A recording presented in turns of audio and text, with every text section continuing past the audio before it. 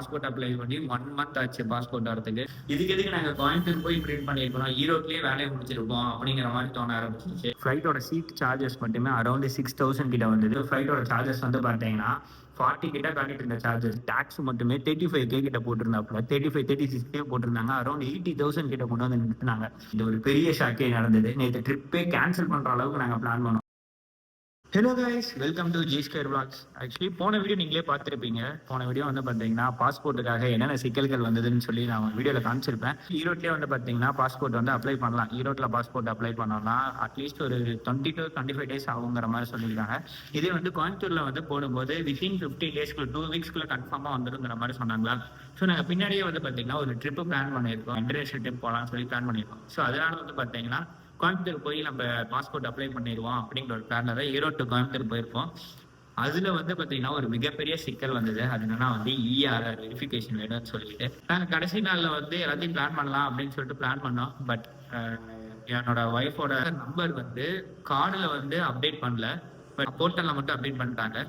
Portal update பண்ண number வந்து பாத்தீங்கன்னா இவங்க கிட்ட இப்போ அது ஆக்டிவா இல்லை. திடீர்னு வந்து பாத்தீங்கன்னா அதில் ஒரு இஷ்யூ ஆகி சிம் வந்து பாத்தீங்கன்னா டவரே கிடைக்காம போயிடுச்சு. ஆதாருக்கு வந்து அவங்களோட ஃபாதர் நம்பர் தான் இருக்கு, ஏன் ஓடிபியே வரலைங்கிற மாதிரி ரொம்ப யோசிச்சு அப்புறமேட்டு வந்து பாத்தீங்கன்னா ஆதார்லயே வந்து அத்தன்டிகேட் சம்திங் வெரிஃபிகேஷன் இருந்தது.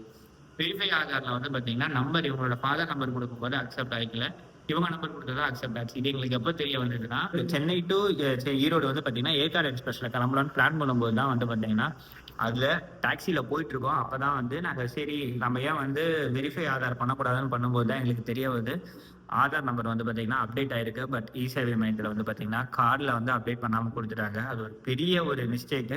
அதுக்கப்புறமேட்டு நைட் 9 o'clock ஆச்சு. இதுக்கு மேல வந்து எதுவுமே எங்கேயும் சிம் கார்டு எதுவுமே இருக்காது. அதுக்கு அடுத்த நாள் மார்னிங் நாங்க ஈரோடு இறங்கின வேகத்துல கோயம்புத்தூர் கிளம்பி ஆகணும். ஏன்னா 12:30க்கு வந்து பாத்தீங்கன்னா கோயம்புத்தூர்ல எங்களுக்கு அப்பாயின்மெண்ட் கொடுத்துருக்காங்க பாஸ்போர்ட் சேவா இதுல. ஸோ நாங்கள் என்ன பண்ணோம், சரி போகிற வழியில் ஏதாவது பிளான் பண்ணிக்கலாம்னு சொல்லிட்டு சீக்கிரமாகவே கிளம்பி என் ஃப்ரெண்டோட ஹிமாலயன் எடுத்துக்கிட்டேன்.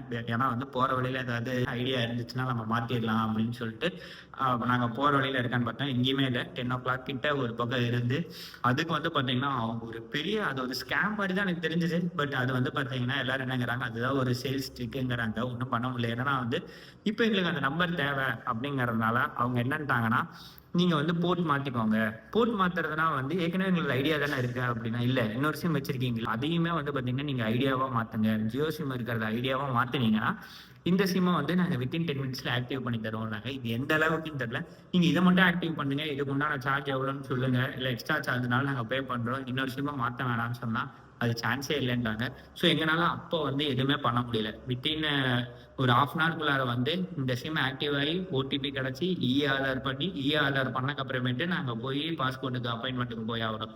ஸோ வித்தின் ½ எத்தனையும் நடக்கணுங்கிறதுனால நாங்க அதை அப்போ வந்து எதுவுமே ஃபர்தரா எதுவுமே பேச முடியல. சரி ஓகே நாங்க கொடுத்துட்டோம்.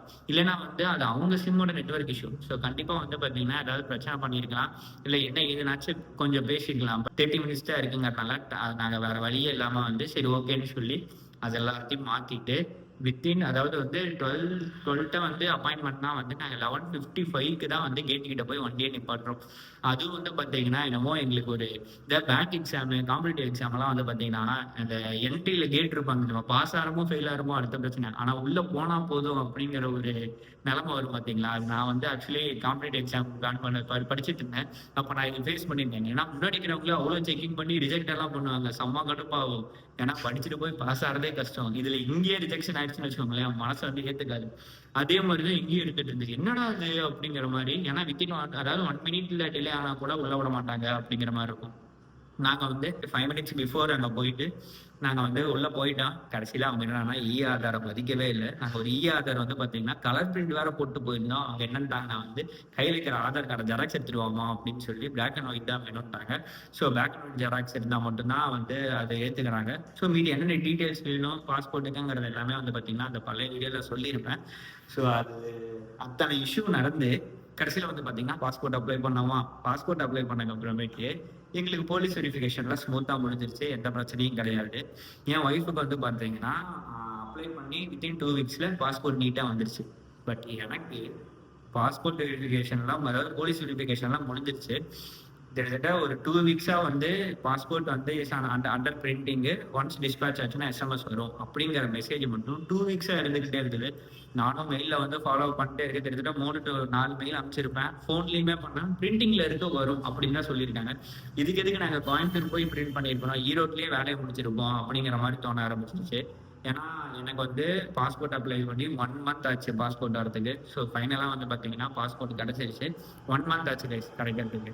அதுக்கு எதுக்கு நாங்கள் கோயம்புத்தூர் போய் கொடுத்தா தெரியல. இப்போ பாஸ்போர்ட் வந்ததும் வந்து பார்த்தீங்கன்னா சரி, நாங்கள் இதுக்கு முன்னாடியே வந்து டிக்கெட்ஸ் வந்து நாங்கள் ஆக்சுவலி பாலி தான் பிளான் பண்ணியிருந்தோம். பாலிக்கு வந்து பார்த்தீங்கன்னா டிக்கெட் ஃபேர் அரௌண்ட் ஃப்ளைட்டுக்கு வந்து 42 மாதிரி வந்தது. பட் ஃபர்ஸ்ட் டைம் பார்க்கும்போது பர் பர்சனுக்கு வந்து 10K தான் வந்தது. அப்போது 2 பேர்த்துக்கு அப் அண்ட் டவுனே வந்து பார்த்தீங்கன்னா ஒரு இங்கிருந்து ஆமாம் 20 அது அரௌண்ட் 40 கிட்ட வந்திருக்கும். பட் அந்த 10K ஃப்ளைட்டே வந்து பார்த்தீங்கன்னா ஃபர்ஸ்ட் டைம் பார்க்கும்போது இருந்தது. செகண்ட் டைம் அது கரெக்டாக மார்னிங்கே பார்த்தோம். அது ஃப்ளைட் ஃபில் ஆகிடுச்சா இல்லை இன்னொன்று என்னன்னா வந்து ஃப்ளைட் சார்ஜஸ் பொறுத்த வரைக்கும் நம்ம செக் பண்ண வந்து பார்த்தீங்கன்னா அமௌண்ட் வந்து இன்க்ரீஸ் ஆகுங்கிற மாதிரி சொல்லியிருக்காங்க. அது நானுமே பர்சனலாக வந்து ஃபேஸ் பண்ணேன். ஒன்ஸ் செக் பண்ணிட்டு 2 டைம் செக் பண்ணும்போது அமௌண்ட் வேரி ஆகிறத பார்த்தேன். எனக்கு வந்து பார்த்தீங்கன்னா 42 கிட்டக்க காமிச்சிட்டு இருந்தது ஃப்ளைட் சார்ஜஸ் மட்டுமே. சரி ஓகே, பாஸ்போர்ட் வந்ததுக்கப்புறம் தான் அப்ளை பண்ணுங்க. ஏன்னா பாஸ்போர்ட் நம்பர் கேட்கும், பாஸ்போர்ட் எக்ஸ்பைரி டேட் கேட்கும். இது ரெண்டுமே மெயின் டிக்கெட் புக் பண்ணும்போது. ஸோ அதனால நான் வெயிட் பண்ணிட்டு இருந்தேன். பாஸ்போர்ட் வந்து பார்த்தீங்கன்னா எனக்கு நேற்று ஈவினிங் ஒரு 6 o'clock தான் ரிசீவ் ஆச்சு. ஸோ நேற்று வந்து பார்த்தீங்கன்னா பாஸ்போர்ட்டுக்கு ரிசீவ் ஆகும். சரி டக்குன்னு வந்து ஃப்ளைட் புக் பண்ணலான்னு சொல்லிட்டு கிட்டத்தட்ட ஒரு 2 வீக்ஸாக வந்து பார்த்தீங்கன்னா ஃப்ளைட்டை பற்றி எந்த ஒரு செக்குமே பண்ணல. ஏன்னா அமௌண்ட் இன்க்ரீஸ் ஆகிட்டே இருக்கும்ன்றேன். பட் ஒரு 40ங்கிறது நான் ஒரு ஐடியாவில் வச்சுருந்தேன்.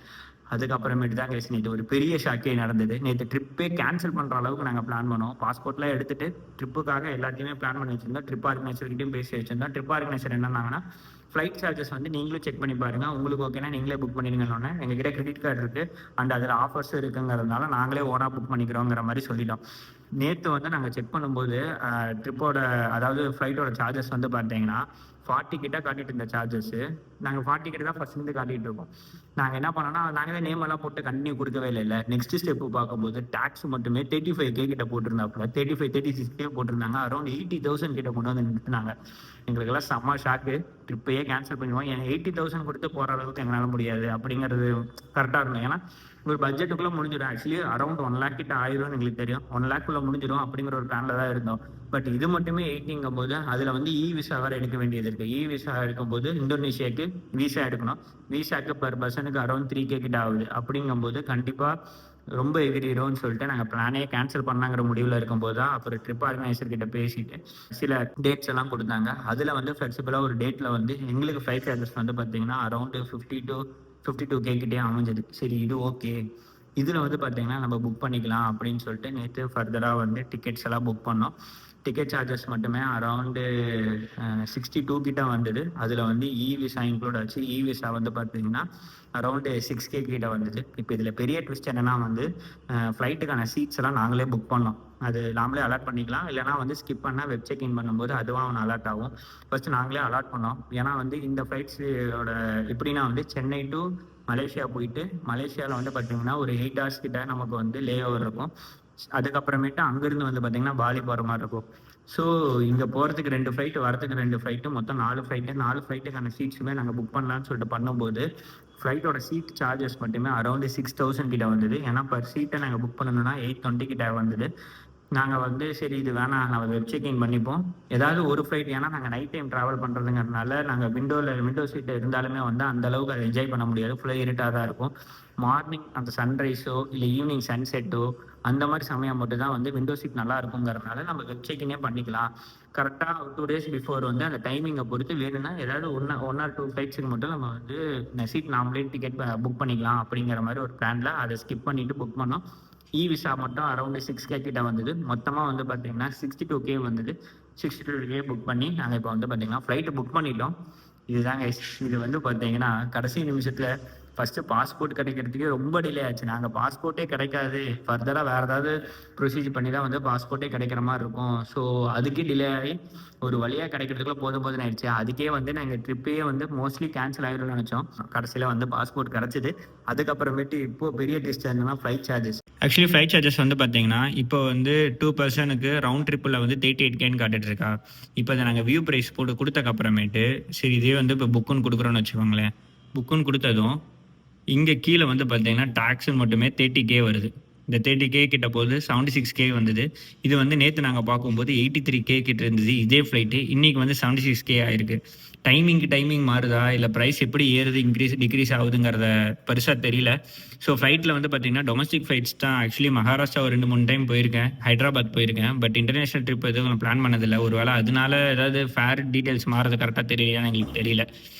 அதுக்கப்புறம் கடைசியாக ஒரு ஃப்ளைட் எங்களுக்கு கரெக்டாக அமையவும் 52K, அதுக்கப்புறம் விசா எல்லாம் போட்டு 62Kக்கு வந்து பார்த்தீங்கன்னா ஃப்ளைட் சார்ஜஸ் புக் பண்ணியிருக்கோம். ஃப்ளைட் வந்து பார்த்தீங்கன்னா நம்ம புக் பண்ணியாச்சு. நெக்ஸ்ட் வந்து பார்த்தீங்கன்னா கொஞ்சம் பர்ச்சேசிங் இருக்குது, அதெல்லாம் பண்ண வேண்டியது இருக்குது. அப்கமிங் விளாக்ஸில் வந்து பார்த்தீங்கன்னா எங்களோட ப்ரிப்பரேஷன் விளாக் எல்லாமே வரும். அண்ட் பாலி போயிட்டு வந்தது, பாலிக்கு எவ்வளோ செலவாச்சு அப்படிங்கிற மாதிரி, பாலியில் எந்தெந்த பிளேஸ் போகணும் அப்படிங்கிறத வந்து டீட்டெயிலாக நான் விளாக் எடுக்க போகிறேன். விளாக் எடுத்து அதை உங்களுக்கு வந்து பார்த்தீங்கன்னா ப்ரெசென்ட் பண்ண போகிறேன். அண்ட் இந்த வீடியோ இதோட முடிச்சுக்கிறேன். நெக்ஸ்ட் வந்து பார்த்தீங்கன்னா ஒரு நல்ல கண்டென்ட்ல சந்திப்போம். Bye guys.